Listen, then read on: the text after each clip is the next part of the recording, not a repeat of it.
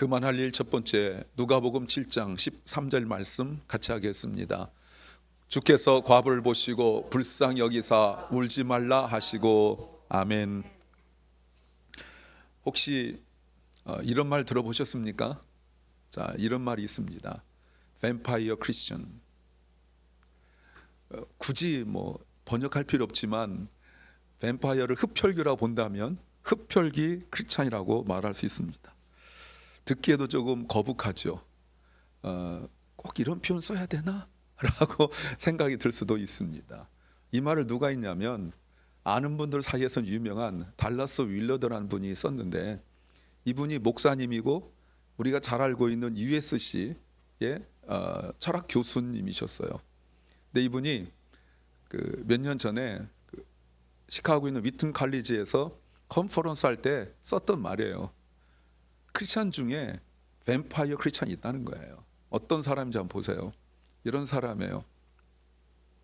구원을 위하여 필요한 그리스도의 피에만 관심이 있을 뿐, 그리스도인으로서 순종하고 제자되어 합당한 삶을 사는 것, 그리스도와의 변화된 관계에는 전혀 관심이 없는 그리스도인. 예수님의 피만 쪽쪽 빨아먹는 이 표현을 좀 조심스럽지만 그저 구원받으면 되지 훈련받고 변화되어지고 공동체 구원을 위하여서는 전혀 관심 없는 그리스도인. 그저 나 하나 신앙생활 잘하고 우아하고 고상하게 신앙생활 하려고 하는 사람들을 뭐라고 말하냐면 흡혈귀 크리스찬이라고 하는 거예요. 예수 피 빨아먹는 그리스도인. 어떻습니까? 듣기 불편하십니까? 예수님이 구세주인 건 받아들여요. 예수님의 피로 구원받는다는 것은 받아들여요. 예수님의 죽으심은 알아요. 그런데 그 죽으심을 본받고 가르침을 본받고 그렇게 살아가고 싶지는 않아요. 왜요? 예수님의 가르침과 그리고 예수님께서 원하신 것은 무엇이냐면 자기 자신을 향한 관심이 아니라 타인을 향한 관심, 다른 사람을 향한 관심, 특별히 그 다른 사람이 연약하고 병중에 있고 눌리고 있는 그런 사람들을 향한 관심이어야 되거든요. 이런 건 안 하고 그저 자기 자신이 복받고 구원받는 것에만 관심이 있는 그리스도인을 뱀파이어 크리스찬이라고 말한다, 이것입니다. 주님의 제자가 되어서 주님께서 원하시는 삶을 살아가는 것이 우리에게 중요한 목적인데 그것에는 별로 관심이 없는 사람들, 지속적인 내적인 변화는 일으키지 않은 상태 속에서 오랫동안 익숙해진 그리스도인으로 살아가고 별일 없으면 괜찮은 그리스도인, 괜찮다고 생각하는 그리스도인들 말이죠. 주님께서 한 번은 이런 말씀하셨어요. 주님께서 십자가를 지실 것을 말씀하셨을 때 베드로가 주는 그리스도시요 살아계신 하나님의 아들이라고 고백하고 난 이후에 주님이 십자가를 지신다니까 주님 그런 일이 절대로 주님한테 일어나지 않을 것입니다 라고 말할 때 주님께서 꾸짖으면서 사탄아 내려 물러가라. 너는 사람의 일만 생각하지 하나님 일을 생각하지 못하고 나를 걸려 넘어지게 하는 자다 라고 말씀하시면서 마태복음 16장 24절 말씀에서 이렇게 말씀하시죠. 누구든지 나를 따라오려거든 Whoever wants to be my disciple, 내 제자가 되기를 원한다면 세 가지를 해야 돼요. Must deny yourselves and take up your cross and follow me. 세 가지. 이거는 한 번 부인하고 한 번 십자가를 지고 한 번 주님 따라가는 것이 아니라 지속적으로 자기 자신을 부인하고 지속적으로 십자가를 지고 지속적으로 주님을 따라가는 거예요. 어디까지요? 골고다까지. 어디까지요? 내가 죽는 데까지. 어디까지요?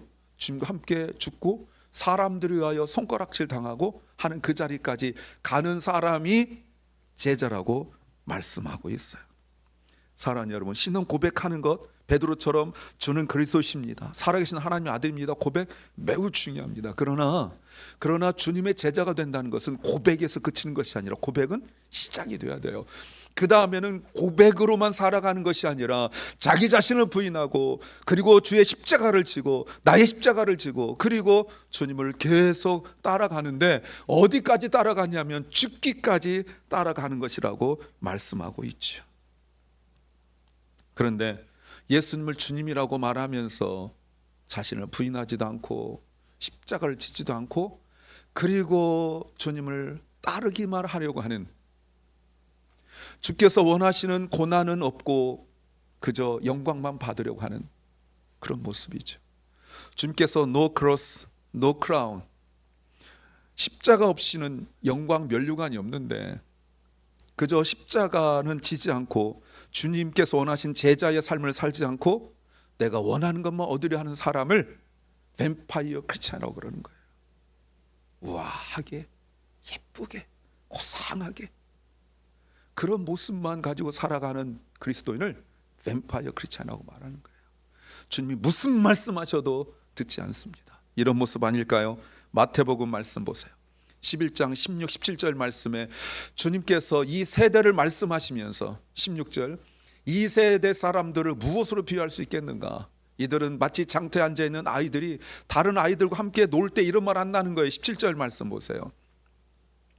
우리가 너희를 위하여 피리를 불었는데 춤을 추지도 않고 우리가 슬픈 노래를 불렀는데 울지도 않는다는 거예요. 주님께서 아무리 말씀하셔도, 주님께서 어떤 말씀하셔도 듣질 않아요. 그 말씀도 살려 하지도 않아요. 그러면서 자기 자신이 그리스도를 통하여 자기 자신의 모습을 보아야 되는데 내가 생각하는, 내가 설정해 놓은 거기에만 맞춰 사는 그리스도인을 뱀파이어 크리스찬이라고 말하는 거예요. 말투 하나 못 고칩니다. 성격 하나 못 고칩니다. 시간 스케줄 하나 앞뒤 못 바꿉니다. 모든 것들이 자기가 좋아하는, 마치 뷔페 식당 가서 내가 원하는 거 골라 먹듯이, 내가 운전하여 내가 원하는 식당 가서 그걸 먹듯이 신앙생활도 골라서 신앙생활을 하는 거죠.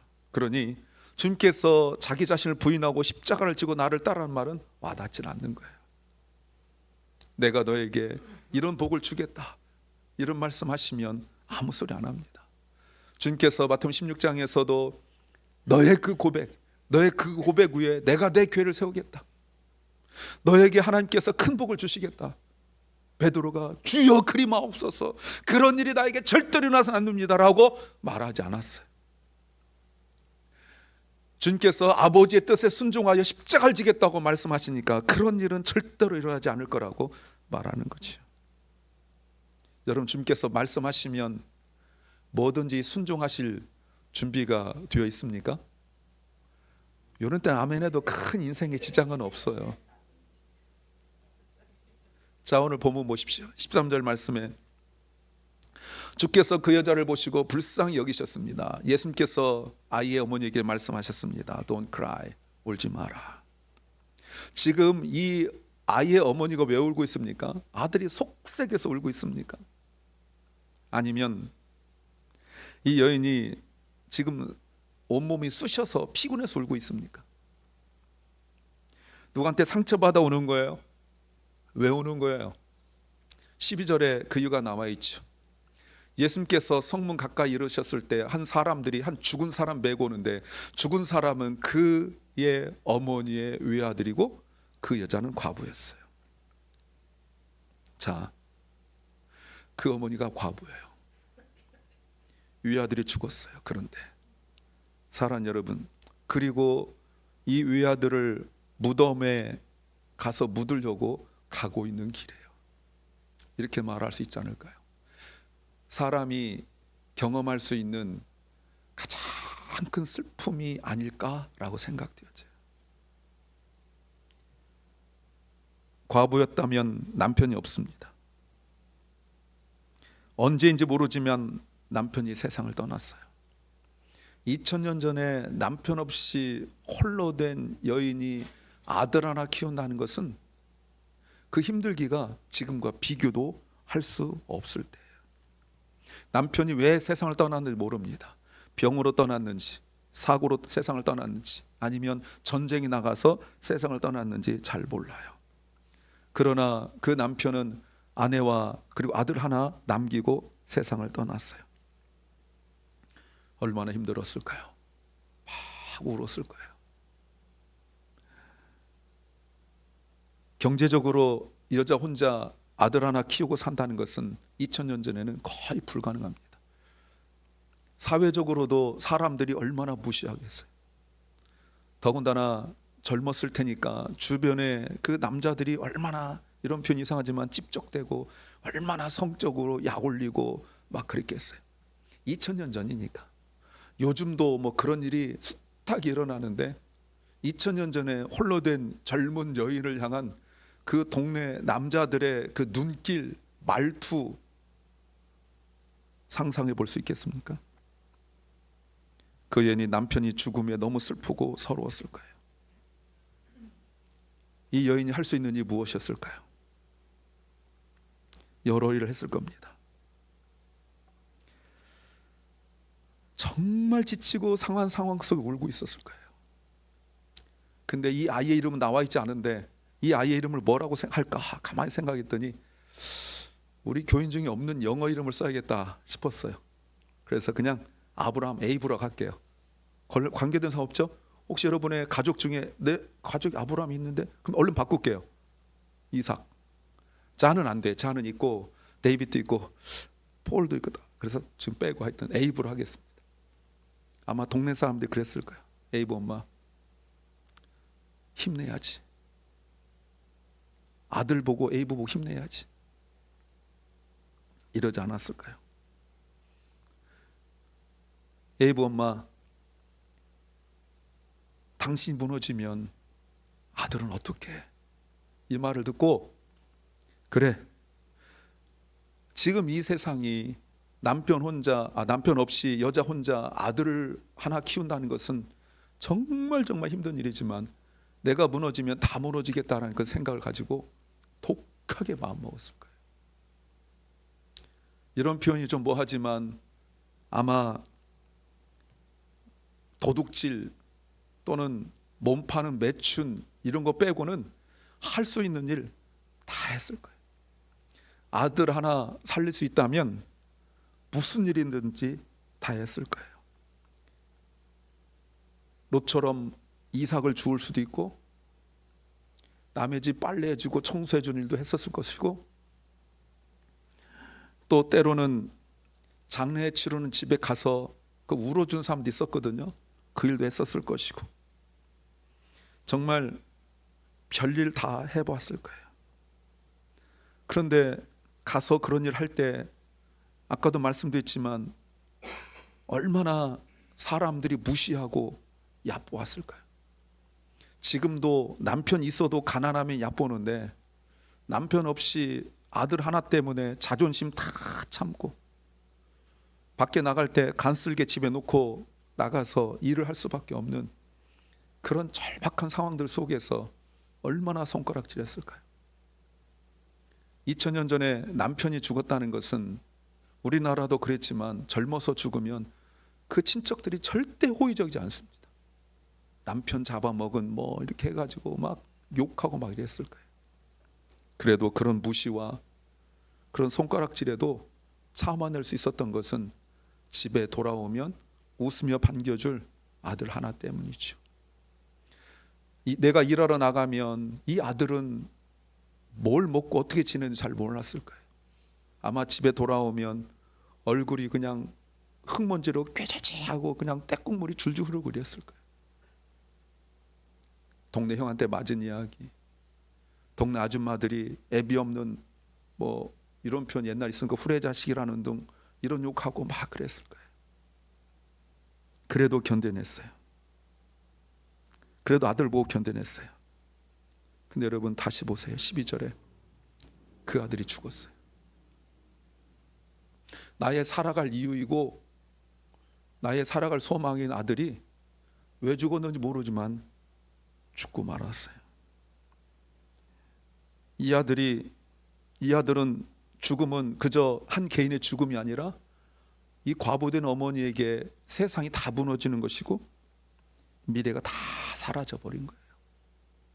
이 아들이 잘 커서 나중에 어머니도 봉양하고 어머니 돌보고 그런 소망을 품고 그랬을 거예요. 아들이 때로는 엄마 앞에서 엄마 내가 커서 돈 벌면 엄마 차 사줄게, 내가 돈 벌면 엄마 집 사줄게, 이런 막 공수표도 막 하고 좋아하고 막 이랬을 거예요. 사람들이 에이브 엄마 힘든데 괜찮어? 라고 말할 때 아들 생각하기 몸은 너무 힘들지만 아들 생각하면 견뎌내고 그랬는데 그 아들이 죽고 말았어요. 미래 소망이 다 사라졌죠. 이번에는 이 어머니에게 사람들이 뭐라고 말할까요? 남편이 죽었을 때는 아들 보고 견디라고 그랬는데 이 아들 보고 견디고 있었는데 그 아들이 죽고 난 이후에 여러분 무슨 말을 할 수 있을까요? 내가 이 과부의 엄마라고 설정하면 너무 속상하고 생각하고 싫지만 내가 정말 그런 입장이라면 사람들이 무슨 말을 해야 내가 위로를 받을 수 있겠습니까? 그런 할 수 있는 게 뭐냐면 밑에 봅니까? 그 성에 많은 사람들이 그저 그 여자를 함께 따라올 수밖에 없어요. 이것밖에 할 수 있는 게 없잖아요. 모든 사람은 아니지만 그 많은 사람들이 이 울고 막 가고 있는 그 여인 뒤에서 그 어머니가 불쌍하기도 하고 이 상황이 안타깝기도 해서 아마 눈물 흘리면서 묵묵히 그저 따라가고 있었을 거예요. 그런데 오늘 본문이 참 교묘합니다. 오늘 나인성 과부 바로 앞에 이야기가 뭐냐면 우리가 잘 알고 있는 백부장 이야기예요. 로마 군인 백부장 이야기. 여러분 백부장도 아니고 백부장의 하인이 중풍병 들었는데 죽지도 않고 거의 죽게 될 지경이었을 때요, 유대인의 장로들이 예수님께 와서 그 하인 살려달라고 부탁을 했어요. 근데 오늘 본문에서는 누구도 예수님께 와서 이 아들 정말 불쌍하니까 살려달라고 말한 사람이 아무도 없어요. 예수님께 성문 가까이 이르셨거든요. 멀리 있는 예수님 찾아간 것도 아니고 예수님 가까이 오는데 예수님 보자마자 뛰어가서 백부장의 하인이잖아요. 많은 하인 중에 한 명이잖아요. 거의 죽을 지경이지만 죽진 않았잖아요. 더군다나 그를 사랑하는 주인 백부장도 있잖아요. 그 하인에 비하여 이 어머니는 얼마나 불쌍합니까? 근데 누구도 예수님께 와서 부탁한 사람이 없어요. 왜 그랬을까요? 이제 다 끝났다고 생각해서 그럴까요?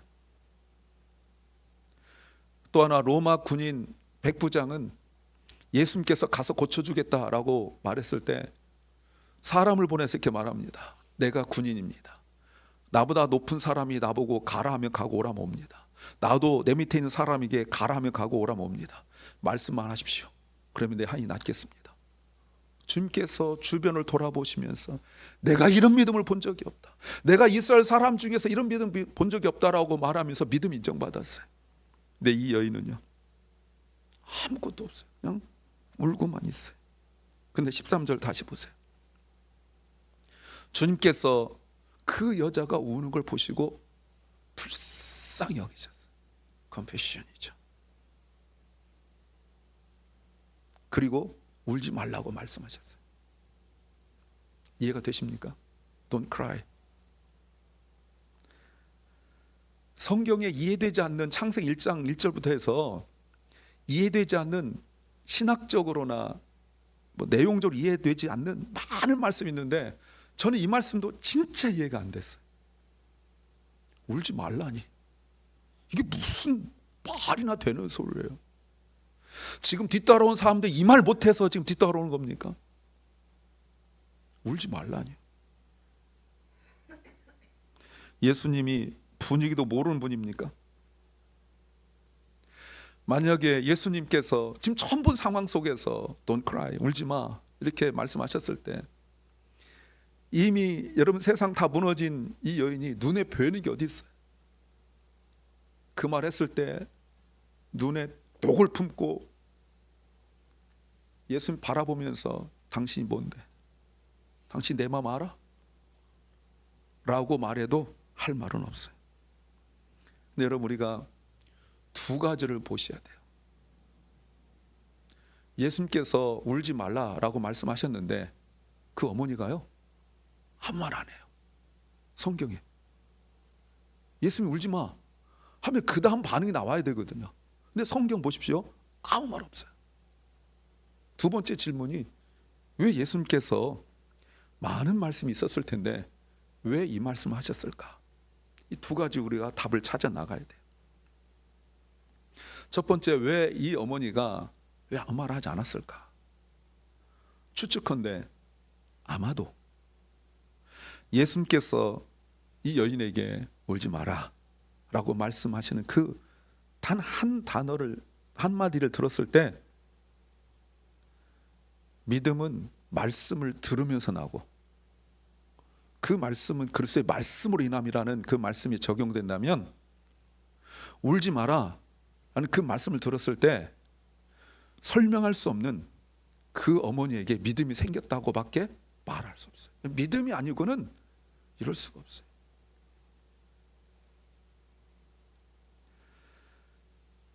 이 엄마가 예수님께서 울지 마라 말씀 듣고, 아 그래 내가 울면 뭐하냐 하고 스스로 마음을 추스린 게 결코 아니에요. 말씀을 들었을 때 설명할 수 없는 그 믿음이 생긴 거예요. 여러분, 이게 절대 쉬운 일은 아닙니다. 14절 보세요. 왜 예수님께서 울지 마라고 말씀하셨는데, 예수님께서 그 어머니에게 아들을 잃어서 세상이 다 무너지는, 미래가 무너지고 소망이 없는, 그래서 울 수밖에 없는, 그래서 많은 사람들이 그냥 따라갈 수밖에 없는 그 상황 속에서 울지 마라 라고 하시고 쳐다보고 계신 것이 아니라, 예수님께서 그 관 가까이 가셔서 관에 손을 대시고 말씀하셨어요. 이름이 모르니까, 청년아 I say to you, 일어나라, 쿵 하셨다는 거예요. 사랑하는 여러분, 예수님이 말씀하시면 이유가 있습니다. 우리 생각에, 아니 제 생각에 살려놓고 울지 말라면 얼마나 좋아요. 살려놓고, 살리실 거니까, 어차피 살리실 거니까 살려놓고 데려다 놓고 울지 마 이러면요, 꼭 안 믿어도, 믿음 없어도 안 울어요. 이러고 울 사람 어디 있어요? 물론 기뻐서는 울겠죠. 예수님께서 우리에게 말씀 많이 하십니다. 믿어라. 안 되죠. 요한복음 11장에서 예수님께서 나사로 두 누이 마르다와 마리아에게 네 오라비가 살 걸 믿느냐? 아멘이 안 나옵니다. 그 아멘 나오겠어요? 어차피 살리실 거 살려놓고 무덤에서 꺼집어내서 딱 어깨동무 가서 마르다 마리아, 오빠가 사는 거 믿니? 그러면요, 저 같은 믿음도 아멘, 아멘 한 번이겠습니까? 100번 되드릴 수 있어요. 아멘, 아멘, 아멘 할 수 있어요. 예수님은 살리지도 않고 물어보시는 거예요. 네 문제 해결될 줄 믿니? 지금 사람의 힘으로 할 수 없는 이 문제, 너의 의지와 노력과 네가 가지는 어떤 것으로도 해결할 수 없는 이 문제, 내가 말씀으로 해결할 걸 믿니? 라고 물어보시면 아멘 하시길 소망합니다. 마르다와 마리아는 아멘 안 했어요. 계속 어떤 이론을 이야기했어요. 마지막 날이 되면 그때 살아날 걸 믿습니다. 자꾸 얘기했어요. 주님께서 네가 나를 믿으면, 네가 나를 믿으면, 주님께서 다른 거 요구하지 않았습니다. 헌금하면, 기도하면 이 아니고, 네가 나를 믿으면, 내 말을 믿으면 네 오라비가 살아나고 하나님께 영광 돌릴 줄 믿는다라는 그 말씀에, 내가 부활이요 생명이라는 그 말씀에 그렇게까지 설명 다 했는데 아무 말 하지 않습니다. 여러분, 믿는다는 게 그래서 어려운 거예요.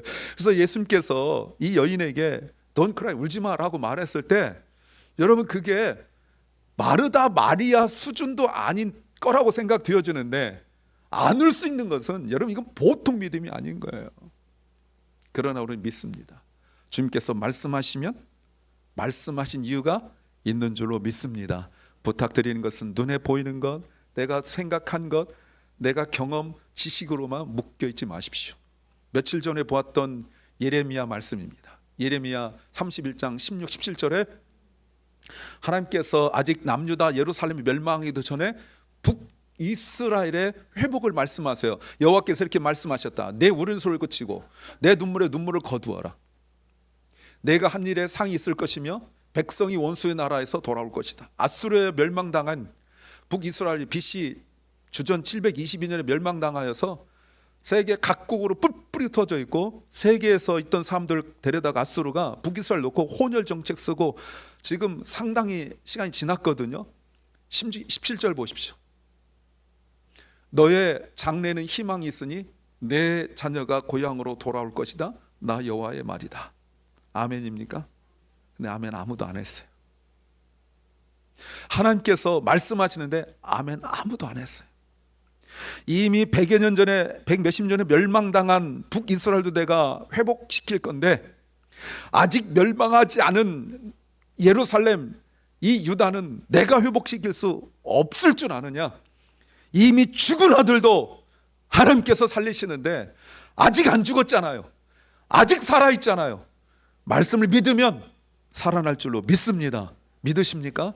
지금 이렇게 물어보고 있는 거예요. 근데 안 돼요. 왜? 망했는데요. 죽었는데요. 하나님 지금 살려놓고 말씀하시든지 회복시켜놓고 말씀하시든지 그럼 믿을게요 이러는데, 주님은 먼저 믿느냐? 울지 마 라고 말씀하고 있는 거예요. 그래서 어려운 거예요, 여러분. 사랑하는 여러분, 우리는 늘 문제를 보고 상황을 보고 내가 판단 내려서 미래가 없다, 이제 모든 게 끝났다라고 말하죠. 근데 여러분 그렇지 않아요. 만약 우리가 믿음이 없다면 어떤 모습인지 여러분 아십니까?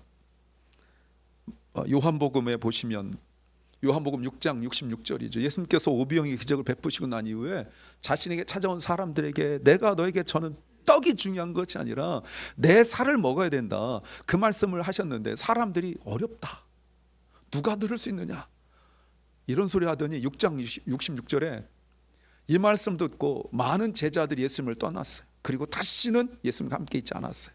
많은 제자라고 말하면 몇 명인지 모르지만 하여튼 12명만 남았어요. 그리고 바로 그 다음에 너희도 가려느냐 하고 주님 물어보셨어요. 너희도 가려느냐 이렇게 부드럽게 돼 있지만 오늘 보면 너희는 안 갈 거지, 그 표현이.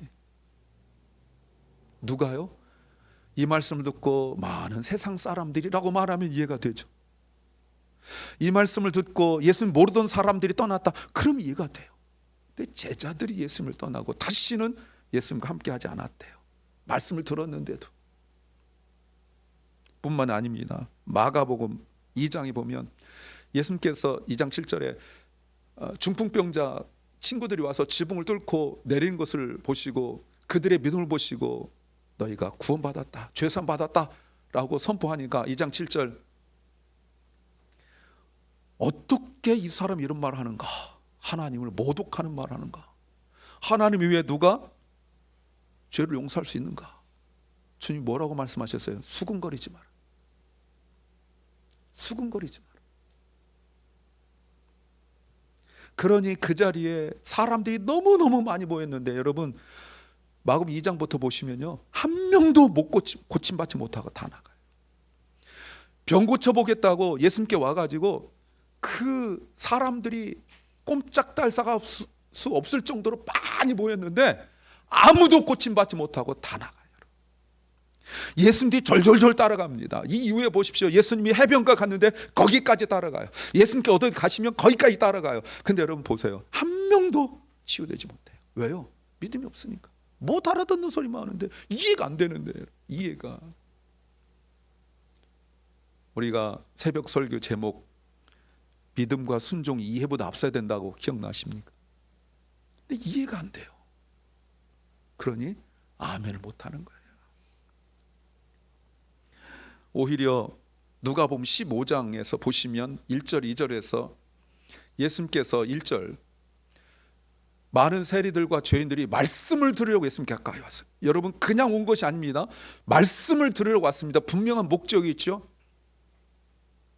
2절, 그런데 말씀 듣고 변화되지 않는 바리새파 사람들과 율법학자들은 수군거리기 시작했어요. 그래서 그들에게 세 개의 비유를 말씀하시죠. 불평만 해요. 말씀 듣고 변화되지 않으니까 판단하고 앉아서 정죄만 하고 있고 손가락질만 하고 있는 거예요. 아무도 고침받지 못했습니다. 아무도 치유되지 못했습니다. 사람들은 다 행복하게 살고 싶어요. 다 좋은 곳 살고 싶어요.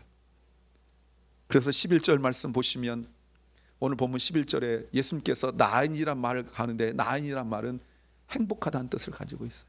좋은 곳이죠.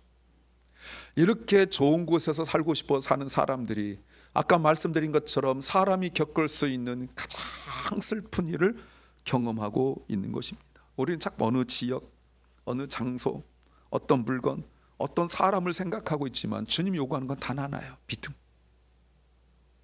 여기 살면 좀 나을까? 이 사람 만나면 좀 나을까? 이런 환경이 좀 나을까? 우리는 자꾸 사람, 장소, 관계 이런 거 자꾸 따지고 좀 더 나은 거, 좀 더 좋은 거 하고 있지만 주님은 죽음 같은 상황 속에서도 단 한 가지만 요구하세요.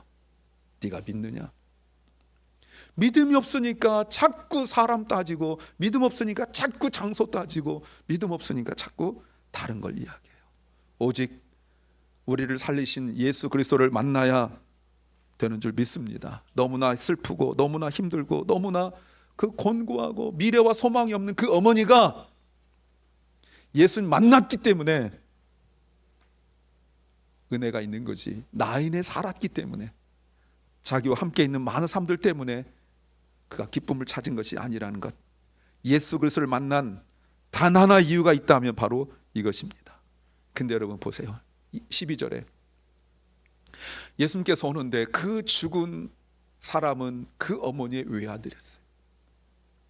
여러분, 이 외아들이란 말이 한 군데 쓰는 데가 있습니다. 요한복음 3장 16절에 같이 한번 읽겠습니다. 너무 잘 알고 있는 거니까 같이 합니다. 하나님이 세상을 이처럼 사랑하사 독생자를 주셨으니 이는 저를 믿는 자마다 멸망치 않게 영생을 얻게 하려 하심이니라. 아멘. 독생자를 잃은 어머니는 예수님께서 살리시고 위로하시는데, 사랑하는 독생자를 잃은 하나님은 누가 위로해 줄 수 있습니까? 이런 생각 해보셨어요? 우리는 맨날 독생자를, 외아들 잃은 그 어머니 불쌍하고 아무 할 말 없으니까 그냥 졸졸 따라가기만 하는데,